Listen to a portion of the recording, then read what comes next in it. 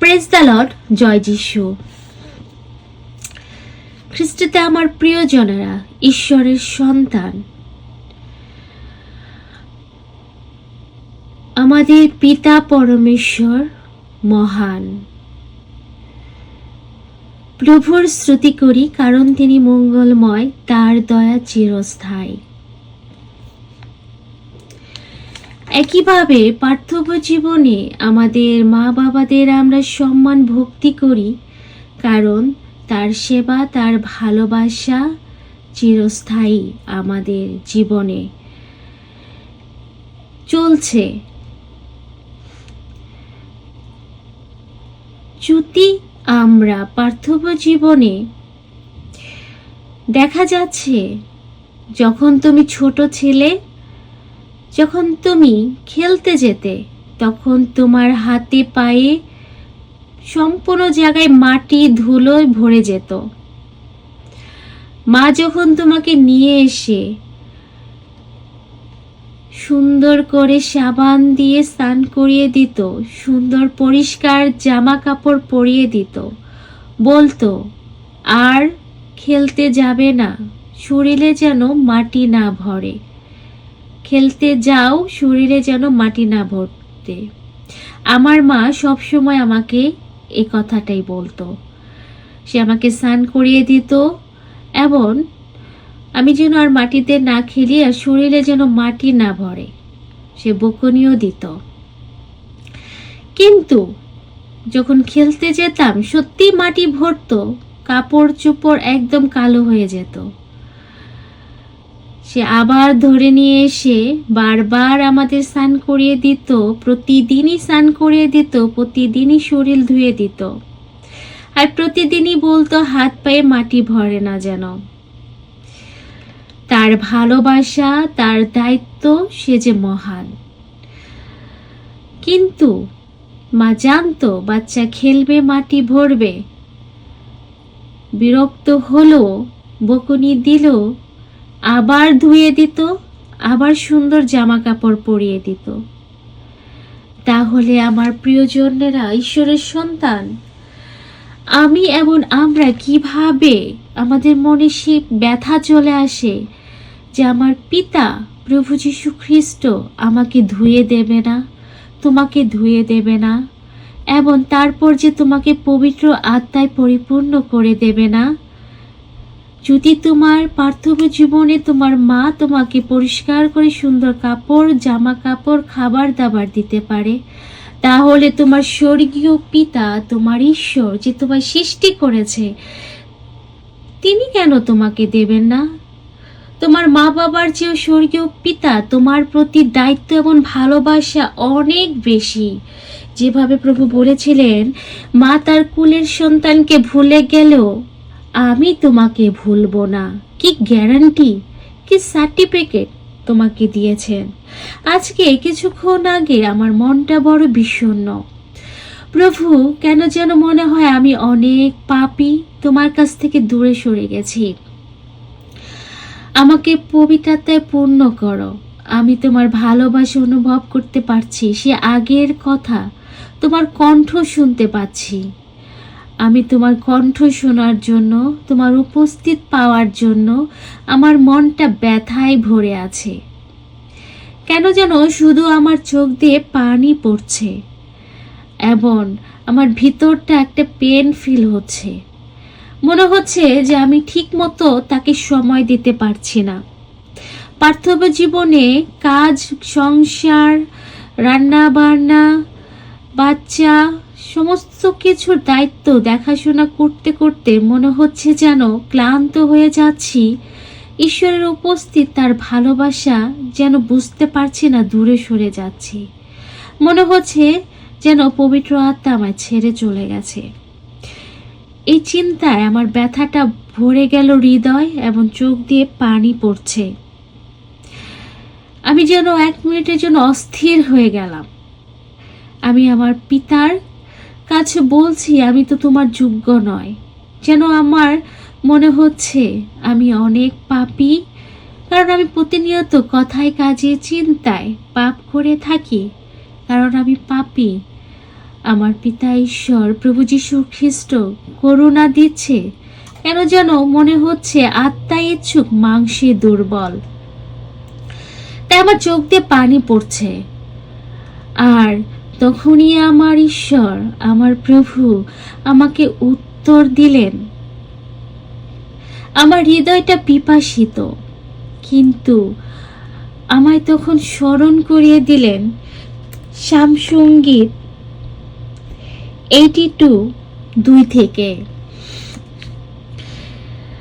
এই সামসঙ্গীতটা আমি অনেকবার পড়ে তার শ্রুতি প্রার্থনা করলাম। আমার ভিতরে প্রতিটি বাণী বাক্য যেন গেঁথে গেঁথে যাচ্ছে, যেন আমার চিন্তায়, আমার জীবনযাপনের সাথে প্রতিটা অক্ষর যেন ঈশ্বরের মিলে যাচ্ছে।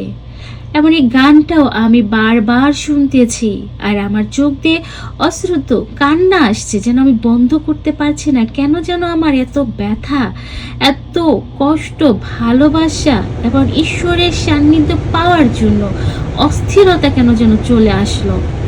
আর তখনই সামসঙ্গীতটা আমার অন্তরে স্মরণ আসলো।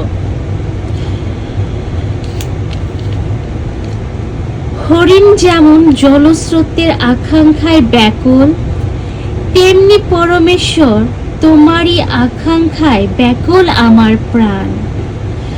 পরমেশ্বরের জন্য, জীবনময় ঈশ্বরের জন্য আমার প্রাণ তিশাতুর।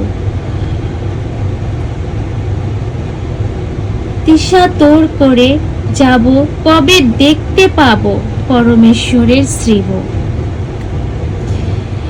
এখন আমার নিজের অশ্রুজল, আমার নিশিদিনের অন্ন। লোকে যে সারাদিন আমায় বলে, কোথায় তোমার পরমেশ্বর? এ কথা স্মরণ করে আমি প্রাণ উজাড় করে দেই। জনতার সঙ্গে আমি শুভযাত্রা করে তাদের নিয়ে যেতাম পরমেশ্বর গৃহের দিকে। উৎসব সুমুখ ভিড় মাঝে হর্ষধ্বনি তুলে ধন্যবাদ গীতি গেয়ে। কেন যেন মনে হলো প্রভুর স্তুতি করে তার পাশে বসে আমি আমার হৃদয়ের ইচ্ছাগুলো জানাই। এবং সে মুহূর্তে পবিত্র আত্মা এই বাণীতে, এই গানে আমায় স্পর্শ করে যেন আমি অঝরেই কাঁদতে থাকি। যখন পরিবারে কোনো কাজ হয়েও হচ্ছে না, কোনো সমস্যা এসে যাচ্ছে বারবার, আমি বিশ্বাসে স্থির থাকলেও অন্যেরা ভেঙে পড়ছে, বলছে কোথায় তোমার ঈশ্বর? আমি আর প্রার্থনা করব না, আমাকে বলবে না প্রার্থনা করতে, আমি করব না, আমি এখন যা আমার ইচ্ছা হবে আমি সেটাই করব, তোমার তো অনেক কথা শুনছি, কই কিছুই তো হচ্ছে না।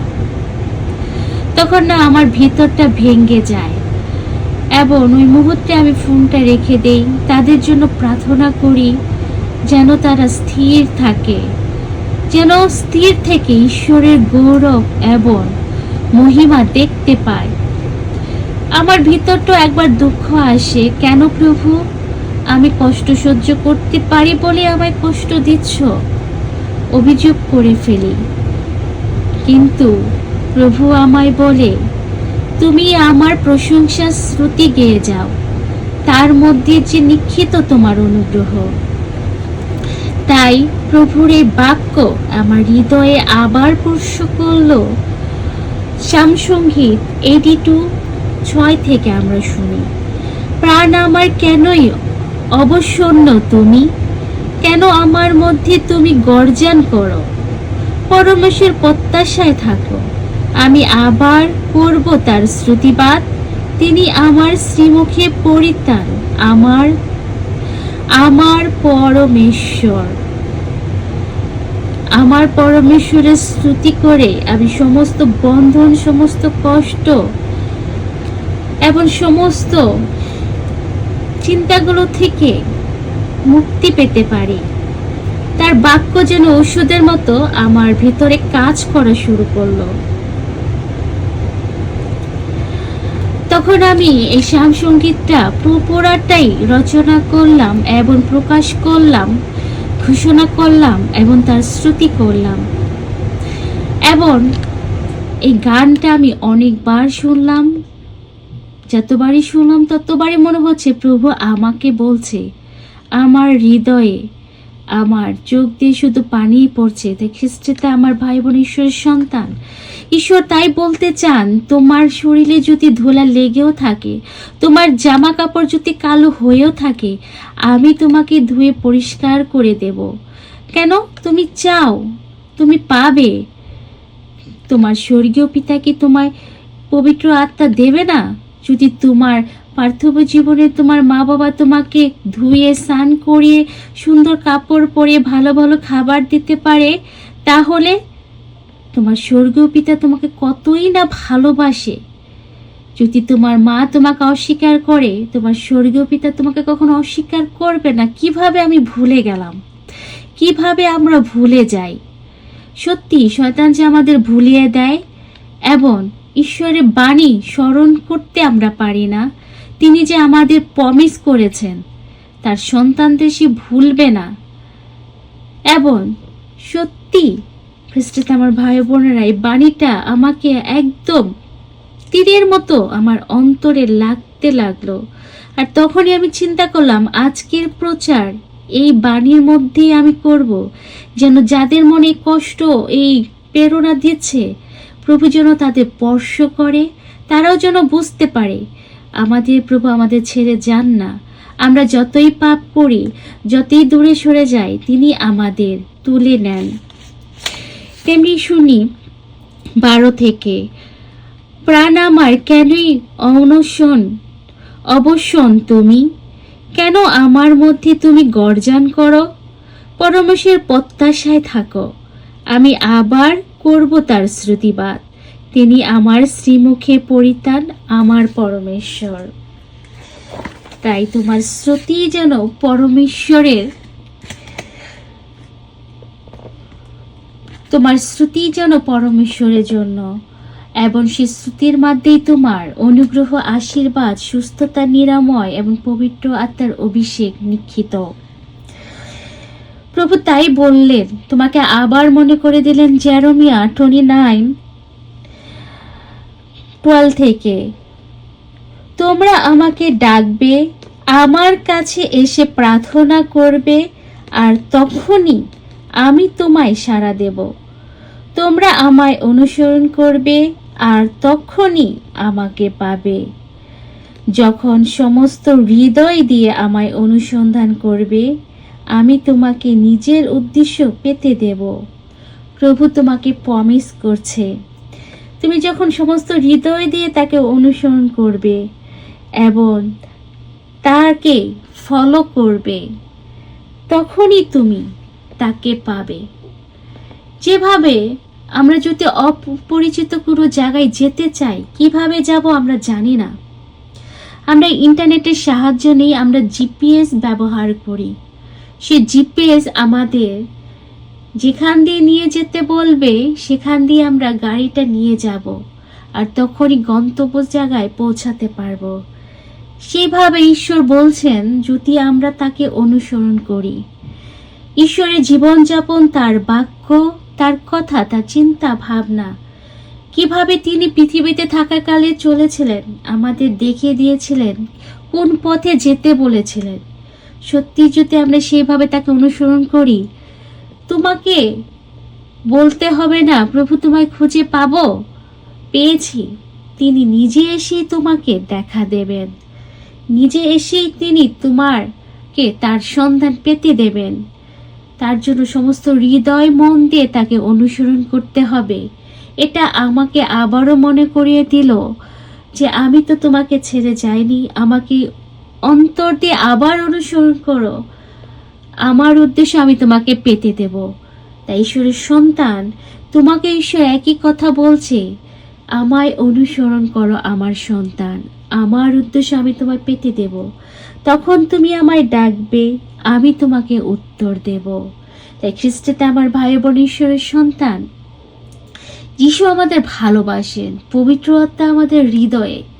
যখন কষ্ট দেই, যখন পাপ করি, যখন আমরা তাকে মনোযোগ দেই না, তখন তিনি বলা বন্ধ করে দেন, এবং তার অনুভূতি, তাকে সে যে আমাদের মধ্যে আছে সেটা অনুভব করতে এবং প্রেরণা পেতে আমরা ভুলে যাই বা অনুভব করতে পারি না। যখন আমরা আবার সে অনুতাপ্ত হয়ে তার সামনে দাঁড়াবো, তখন তিনি আমাদের মধ্যে সক্রিয়ভাবে আবার কাজ করা শুরু করবেন। তার জন্য পিতা ঈশ্বর প্রভু যিশুর পথে আমাদের ঠিকভাবে তাকে অনুসরণ করতে হবে এবং সে পবিত্র আত্মাকে যেন নিভিয়ে না দেয়। সে পবিত্র আত্মা যেন আমাদের জীবনে জ্বলতেই থাকে।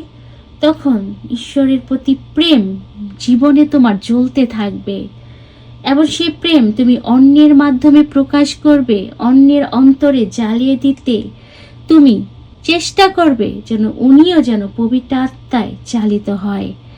তাই এই বাণী আজকে আমি তোমাদের মাধ্যমে ছড়িয়ে দিলাম, যেন ঈশ্বর বলতে চাচ্ছেন, আমার সন্তান, আমায় অনুসরণ করো, আমি তোমার কাছেই আছি। আমি তোমাকে আবার ধুয়ে আবার তোমাকে সুন্দর করে নতুন জামা কাপড়ে এবং পবিত্র আত্মায় পরিপূর্ণ করে দেব। যীশু খ্রিস্টের বাণী এবং ভালোবাসা আপনার জীবনে পূর্ণতা নিয়ে আসুক। জয় যিশু।